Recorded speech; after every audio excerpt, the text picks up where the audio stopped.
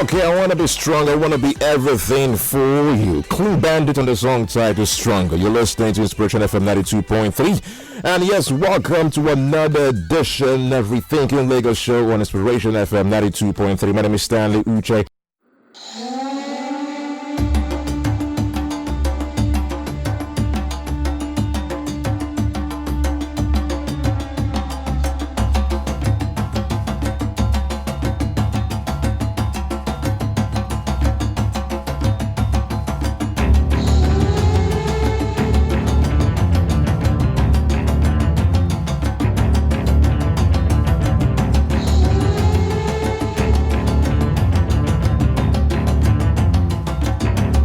In the studio this morning, as usual, we have Mr. Deji. Good morning. Hi, Stan. It's nice to have you this morning again. A lovely Saturday morning. Of course, it's beautiful. I mean, it's cold in here. I don't know how you... it's managing. Yeah, it is amazing. So, the topic this morning, last week we talked about... the informal workplaces. Yes. We're looking at the response of government to informal workplaces such as marketplaces, open markets, mechanic workshops, and people who work in the informal sector, and the response of government to that sector. Yeah. So this morning, we're taking it a bit further. We're looking at informal communities this time around, ways to solving the housing challenge in Lagos.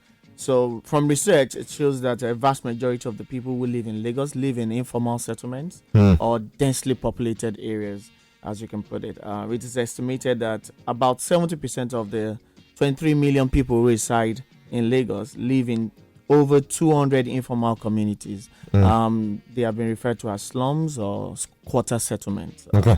Those communities, what readily comes to mind, you talk about Makoko, you talk about Badia East.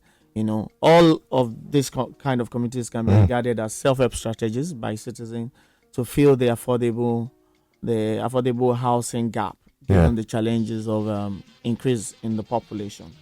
However, these settlements have often been frowned on by the government. It has been labeled as illegal, immoral, dysfunctional. The government says that the practices in this communities are not in sync with modern practices and the megacity status that the state seek to adopt. Okay. So in response to that, the Lagos State government in 2016 forcefully evicted an estimated number of about 30,000 residents of informal... That's huge. Yeah, of informal waterfront communities to make way for infrastructural development. Those communities include Otodo Gbame, Ebute Ikate, and Ilubinrin. All right. But this morning, I'm not the one here trying to do justice to the topic. I have two wonderful people in the studio with us. I have with us here Bimbo Oshobe, who is the community facilitator of the Nigerian Slum and Informal Settlement Federation. Bimbo Oshobe, you're welcome. Good morning. Morning. Also with me is a very good friend, Rebecca Roberts. She's a researcher interested in exploring inequality policies and urbanization challenges in Nigeria. Our interest is driven by the need to create a context-specific policies interventions to adequately tackle these issues in Nigeria. Rebecca, nice to have you here. Good morning. Good morning, Rebecca. To add future minister. Yeah, I wanted to put that in. I was just looking at you. Don't make the mistake, Mr. Deji. Don't make the mistake. And voila. She had to remind you again. The future minister of the Federal Republic of Nigeria.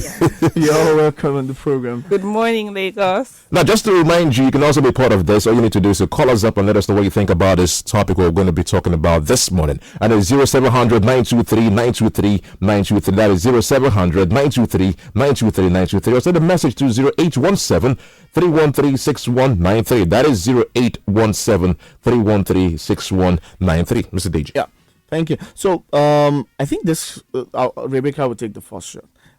And I'll take it from this angle. Clearly, what would you like to say about the government's vision of building a city that is modern, or in so many places has been described as building the next Dubai city? I mean, doesn't the state deserve a large-scale improvement in infrastructure? We tried to address this question last week, but I would like to have your perspective from this.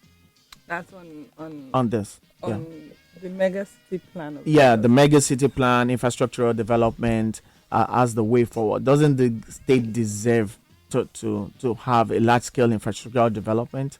Yeah, I think the states. I mean, the overall theme makes a lot of sense, but the problem is in planning for development and excluding the majority of the people. That's what's happening in Lagos. You know, cities cannot plan outside of the people, and really, if we understand that the essence of development is the people. So anything that hurts the people, that harms the people, that affects the people in any way is not development. So in the context of Lagos, the idea of a mega city is leaving behind a lot of people. And we always have to remember that what makes Lagos what it is the people. So we cannot plan in terms of housing. We cannot be planning for Eco-Atlantic when the majority of the people that lack housing in Lagos are the poor people who live in these slums.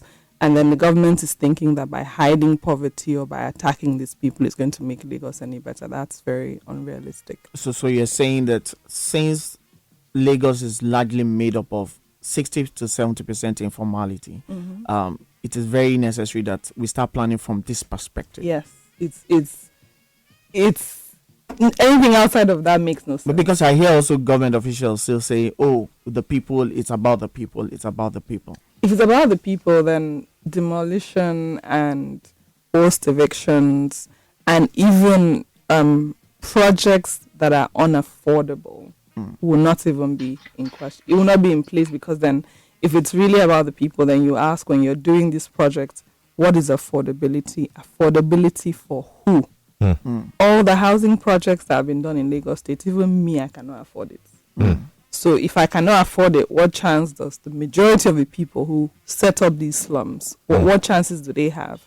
And really, it's the duty of the government to provide for the people. Yeah. If you cannot take care of the people, then don't come out. Don't come to be local government chairman. If you cannot clear my gutter, or if I'm having flooding issues, or if I'm having housing issues, if you know you have no solution to it, don't come out. Okay.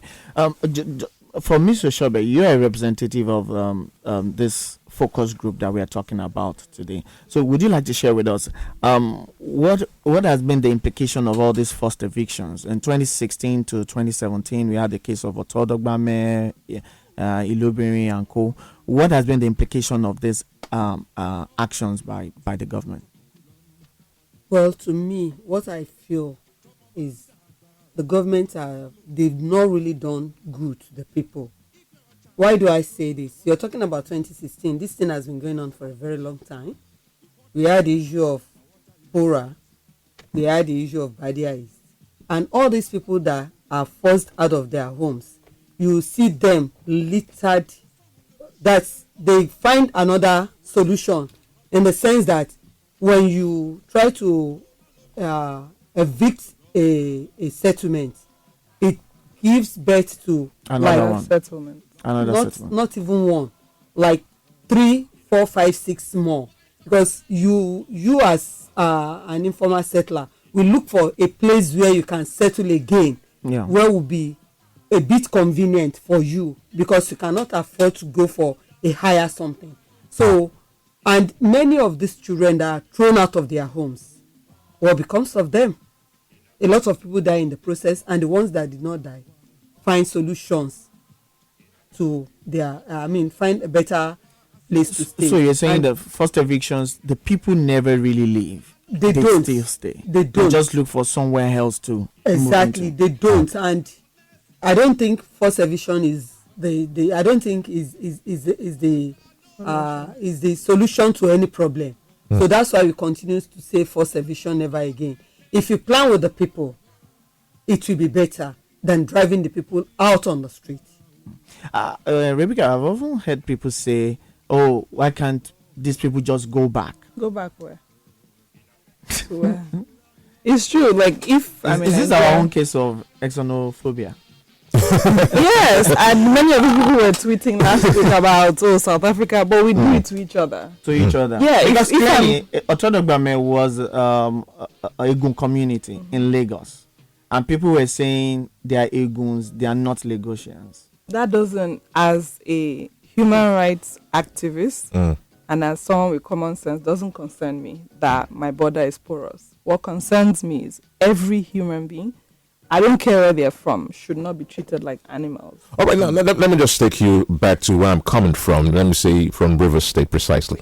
Now, I know when I was there, we had this same issue where the government would say, okay, fine, we'll give you so amount of, let's give you this time to move out, go seek for a better place to stay, and all that. Because trust me, you and I know that the government can provide everything 100%. Yes. Now they give them time to leave that particular settlement and go to somewhere else and settle again.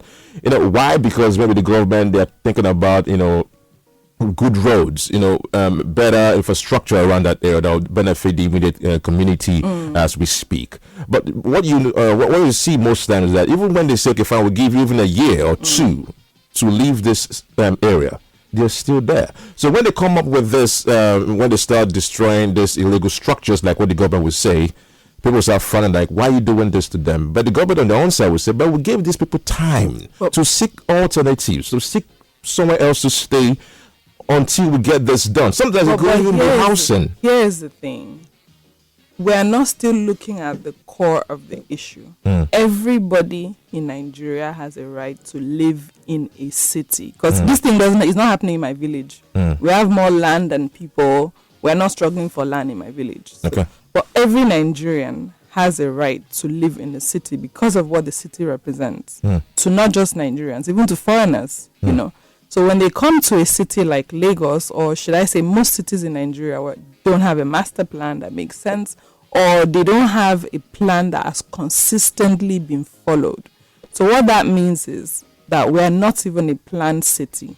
So if a government comes and gives the people, we give you 1 year to move or find somewhere else, and I'm a settler, and then I move to free trade zone 10 years ago. But look at it now, development is getting to free trade zone. So it means that new sets of people in the next 3-4 years will be displaced. So what does that say about the way that we are doing things? We're not doing things right. And we're thinking that specific people do not have a right to live in the city. That's the problem. So are you saying that population could be an issue here? Population is an issue, but it's not the main issue. The main issue is planning. And also seeing the value of a Nigerian life. Yeah. So talking about the value of a Nigerian life, are there actually economic opportunities in these settlements? Of course there are. I did a study in 2018, and in the study, we wanted to see how much they make, slum households make. And I can confidently tell you they make more money than people who wake up 4 a.m.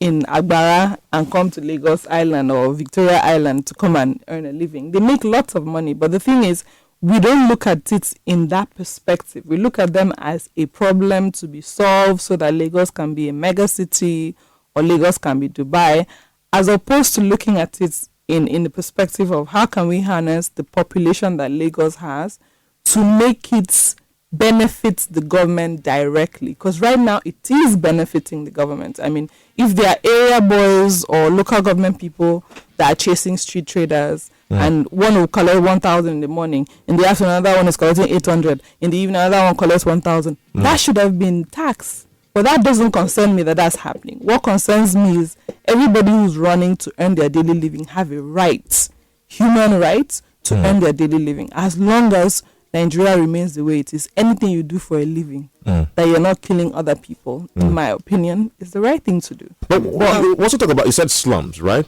Now, what we see there, we see people, let me say, like thousands in a particular area. So let's talk about the health implication of that kind of settlement. There are health implications, but I mean, I work in these communities, and there are places I wouldn't live. But I always have to remind myself that the essence of human, the essence of every human being all over the world is survival. So it means that no matter where I find myself, I have to find a way to survive. If they are living on trash, they are living in place they poo there, they are not doing it purposely. They are trying to survive like you and I, and that's the best they can do at that point. How can we fit in this our majority population into the plan of the city? Demolition will not be a problem. thinking that Makoko shouldn't be there will not be a problem, because guess what? Makoko can be better than what it is. Okay. But the people will not put money to develop their communities when the government have, when they are thinking in 5 years' time they will They are destroy going to be this evicted. place. So the fear of eviction. Yes, it's is the reason why stifling those places development. are the way they are. And then there's something I want to chip in there. There is this something that we talk about, that is a in-situ upgrade. If the government can come down to have a sort of roundtable discussion, and then we talk about this in-situ upgrade, that is developing the place with the people right there, and they can still generate their incomes, because whatever you give to an informal settler and you want them to pay for the services rendered, They will actually pay more. Yes. Do you think people being there? Do you think it would be wise that they stay there when they're trying to, let me put it this way, major change when it comes to infrastructure? Do you think There's they a staying there? process that can Actually, allow that to happen. Really? They've done it in India. It has been happening before. Yeah. It's not just happening. We have seen, like, I've been to different countries and I've seen it happen. And what we are saying here, that something is happening here, is not just here. Okay, just walk all us through the over. process what you saw happen overseas that you've seen. What, like, I'll talk about Kenya. In Kenya, there are some informal settlers along the railway line, just like we So have. let's just pick this one. Hello, good morning. Hello, good morning. Good morning. Your name and where you calling from? My name is Folayemi and I'm calling from Victoria Island. All right, go ahead. Let's have your thoughts. I'm listening to the calls and I'm listening to the ladies speak, and I'm thinking there's some things we're not taking into action. Okay. Now, first of all, we're saying things like where people find themselves, they should settle and we should plan on resettling them. So are you saying I should take back somewhere there, stay there, and the government will settle me there? Land is not free. Either pay for it or you rent it. Now, if these people are not able to rent or pay for the land, then they should go back to their communities, their homes. Now, the other thing, we need to start with looking at Lagos State and say, why? All over the world, everybody has mega cities. There is poverty, yes, but they have mega cities.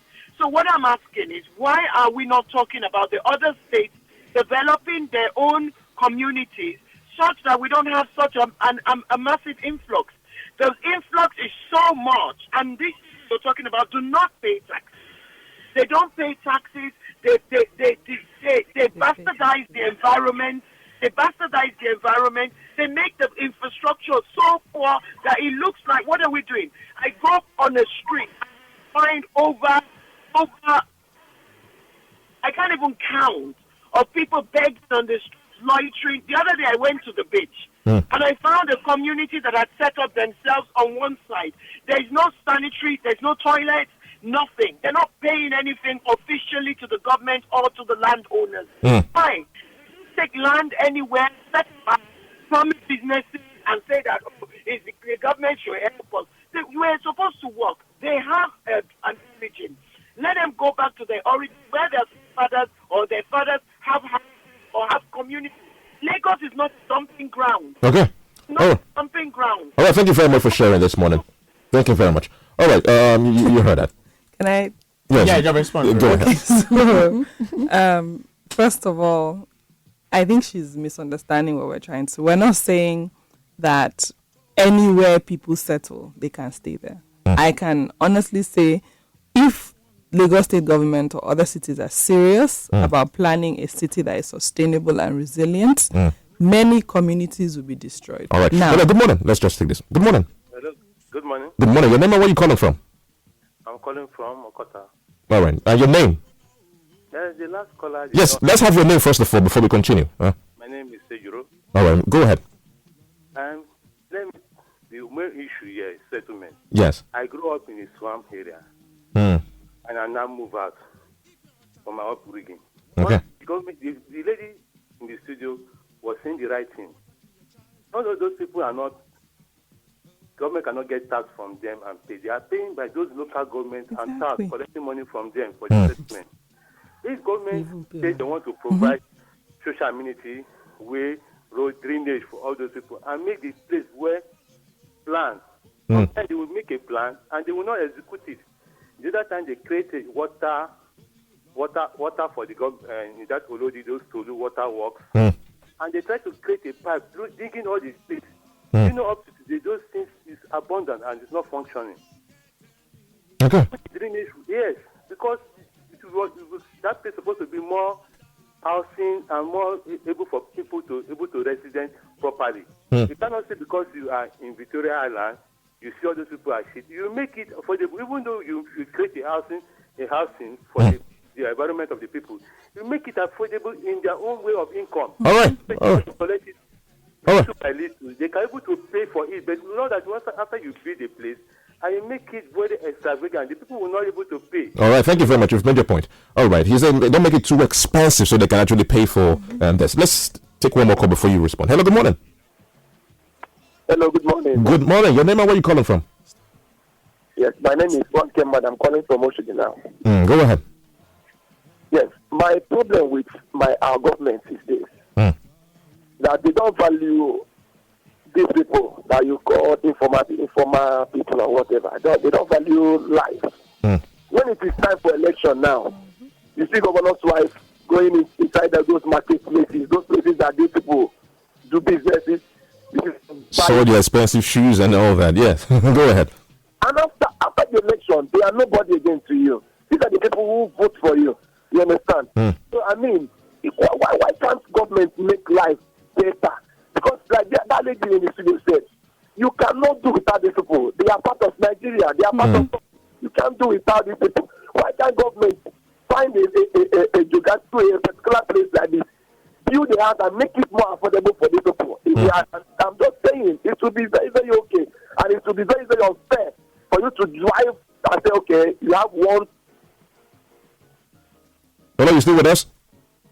It's in mind why you are doing your own thing. I mean, it's very, very unfair. And I want to encourage that lady, please say the truth. God bless you, man. All right, thank you very much for sharing. Let's pick one more. 0700 923 923 923. That is 0700 923 923 923. Or you can send a message to 0817 313 6193. Hello, good morning. Hello, good morning. Good morning. Your name and where you calling from? Yeah, my name is Tusa. I'm calling from Mushin. Let's have your thoughts. Yeah. I think the lady in the studio is actually saying the right thing. But the problem that Lagos State has now is because you have a lot of people in Lagos. Population, you say? And the government cannot actually take care of them. That's the reality. That's what the other caller was saying. Because as it is now, people are just coming to Lagos. Everybody just coming without no plan, without no anything. People are ready to sleep under the staircase just to survive and pick up the next day. But the problem is, there's no other source of income in other states. It's only in Lagos everybody can survive. That's the problem that we have. So everything boils out to the government. Okay. Our government were actually doing what they are supposed to be doing. If our monthly allocation were spent judiciously, everybody will not be coming to Lagos. And I also want to talk about this tax levy, those people that used to... Yes, you have 30 seconds to do that. Hello? You have 30 seconds to do that, so we can go ahead. Yeah, and those levy people that collect money on behalf of local government, that's one of the biggest scams that we have. And I don't know, is it because we don't value the money that we are giving them? How can you be collecting from a cycle? We'll be collecting almost 2,000 daily from them. All right. And so the applying is bad. All right, thank you very much. I need to let you go there so we can wrap this stuff up. Now, you just heard that. I like that point. They collect 2,000 naira from these keke drivers, sometimes even drivers, sometimes even market women and men. These monies, where do they go to? Is it to the community leaders or where? I don't know. If you ask me, now who I go ask? Yes. Then if the government is taking this, why are they destroying the place and trying to make the place better? And they look at the people and say, fine, we're trying to do this thing for you, but they're also getting something from them as well. It doesn't add up. Well, why I'm saying is to the government is, even the government acknowledge that some of them are given receipts that they give out. So if they are paying to the government, and some goes into their pocket, being that they are the person. So if some goes to their pocket, what we are saying in a nutshell is, if these things are being planned very well, the people in the informal settlement pay more, because even if it is ordinary pure water, sachet water you're selling, you collect ticket and you pay in the morning, you pay in the afternoon, and you pay in the evening. So what are we saying? So it is the people from the informal settlement that pay more, because what the people in the informal settlements are paying, they can't go into the formal settlements and start collecting the way they are collecting from the informal settlement. Okay. So, you wanted to say something, Rebecca? Your last word. That's just to buttress the point she's saying. That's done that way because it's not structured. Yeah. And just to quickly address what the lady said about people should stop coming to Lagos. Lagos is not a unique case.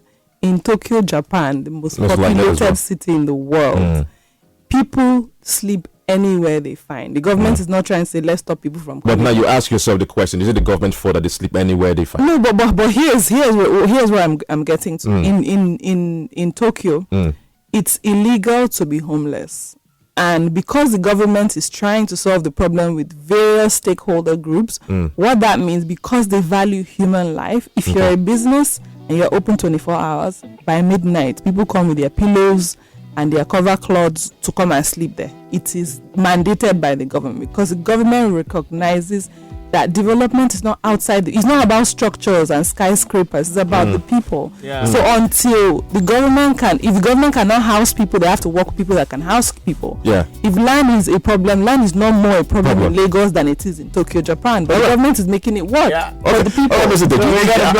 I love this. Maybe we can continue this next week. We'll continue the discussion. We're still going to be looking at housing in Lagos, all the housing schemes specifically. But we have to wrap up right now. Yes. So just to let you know, we are organizing the Lagos bus tour. So some of these issues that we are talking about, there's an opportunity for you to join us on a bus tour around Lagos, for us to have people in the bus, then discuss the issue of the issues around the housing and all of that in the city of Lagos. On the 21st of September, we're having that bus tour. It's called City for Profit or City for People.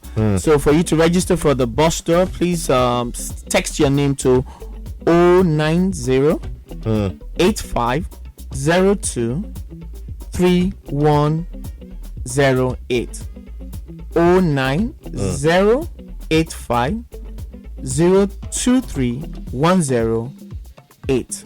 The conversation continues on Twitter at Rethinking. Say hi. This is Deja Kiwelu signing out. Thank you so much, Stan. It's been a lovely week. We'll come again next week. Next week, join us.